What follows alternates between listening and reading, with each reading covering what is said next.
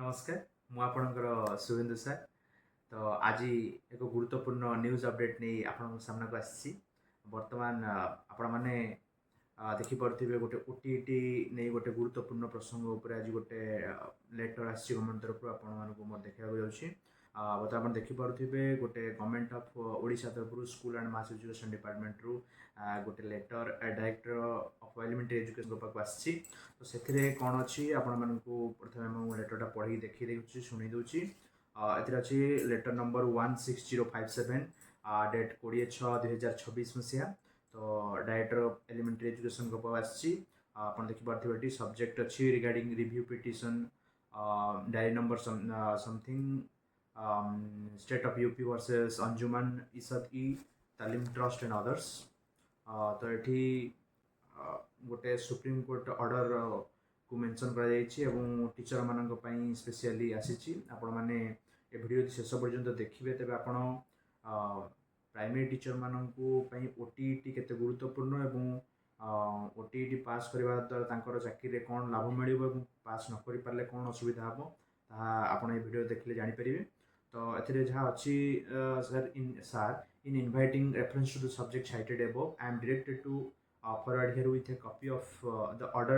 on 30/5/2026 passed by the Honorable Supreme Court of India in review petition civil diary number something बर्तमान state of UP versus Anjuman इसत E Taleem trust and others. अंजुमन इसत ई तालीम तरफ challenge कराइला भर जो case होता है hearing रु supreme court judgement जहाँ जनई जे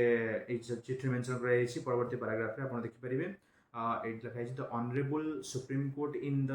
aforesaid review proceedings has modified the timeline stipulated in paragraph 217 of the judgment in Anjuman Isat E Talim Trust and others and has extended the period available to in-service teachers for acquiring the teacher eligibility test। तो आपण मैंने जानीपे बर्तमान teacher eligibility test रो qualification पाइबापी आक्वायर करने जो time period थिला से time period बर्तमान कौन होती एक्सटेंड कर सुप्रीम कोर्ट। आपण ये जजमेंट टी आमर 29 मे 2026 मसीह आसी जहाँ आज चिट्ठी कर डिपार्टमेंट। तो आगु जहाँ 29/5/2026 रिव्यू पिटिशन आसा पूर्वर 1/9/2025 गत वर्ष सेप्टेम्बर मास 1 तारिख दिन एक ऐतिहासिक निष्पत्ति आसाला जदि प्राइमरी टीचर मैंने एलिमेंटरी कैडर टीचर मैंने जदि ओटीटी 1 और ओटीटी 2 को पास कर पार ना तेरे से चाकरी हरबार संभावना अच्छी। तो जो मानकर एक निर्दिष्ट गाइडलाइन थिला जे जदि आपन चाकरी 5 वर्ष रु अधिक अच्छी तेज आपको निश्चित भाव में ओटीटी को क्लीयर करने पड़ो। आप प्रमोशनल बेनिफिट हो कि चाकरी स्थायित्व आपको करने पड़ो। किंतु जदि आपन चाकरी 5 वर्ष रु कम अच्छी तेज आपको ओटीटी रिलैक्सेशन मिल ओटीटी पास न कले आप चाकरी कौन क्षति हम ना। किंतु जो मान 5 वर्ष रु अधिक अच्छे से गुरुत्वपूर्ण जो मैंने प्राइमरी सेक्शन में पाठ पढ़ुंट क्लास 1 रु क्लास 5 पर्यंत से पेपर 1 ओटीटी और जो मैंने क्लास 6 रु 8 पर्यंत आर्ट्स हो कि साइंस हो सिलेक्शन होती पेपर 2 रे ओटीटी क्लीयर करथिबा निहाती आवश्यक। जदि आप करना तेज करनी कहीं बर्तमान जो चिठी आसी डिपार्टमेंट तरफ बर्तमान डायरेक्टर को जे परवर्ती पैराग्राफ आप देखिए परवर्ती लाइन आप देखिपे accordingly the last date for acquiring the requisite TET qualification has been extended from 31 August 2027 to 31 अगस्त 2028। तो जो 2 वर्ष गाइडलाइन टाइमलाइन थिला 2025 मसीह अगस्त 31 2027 मसीहा पर्यंत आउ गोटे वर्ष बढ़ाई सुप्रीम कोर्ट माननीय सुप्रीम कोर्ट। तो आपण मानी एक सुंदर सुजोग अच्छी जे आपण मैंने आउ गोटे वर्ष सुजोग आपण आसीगला आप निश्चित भाव पढ़ापढ़ी करूँ ओटीटी क्लीयर कर निजर चाकरी जीवन को स्थायित्व चाकरी जीवन को स्थायी करूँ एवं भविष्य कौन असुविधा न हो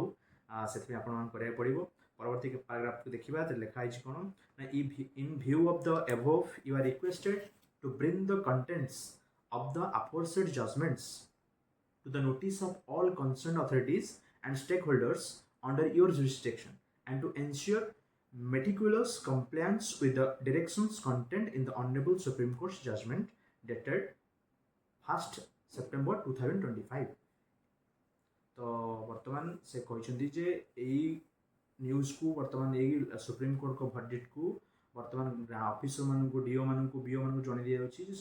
ग्रासरूट लेवल रे जो वर्किंग कर टीचर मैंने जो मैंने यार बेनिफिशियरी से पहुँचे दिंतु सो दैट एमती से कौन असुविधा न हुए आगामी जो 1 वर्ष एक्सटेंड कराई से वर्ष मध्य चेष्टा करूँ निजर ओटीईटी सर्टिफिकेट को हासिल करने गोटे परीक्षा दिंतु आशा कर निश्चित भाव में आम शिक्षक समाज निश्चित भाव में सरकार को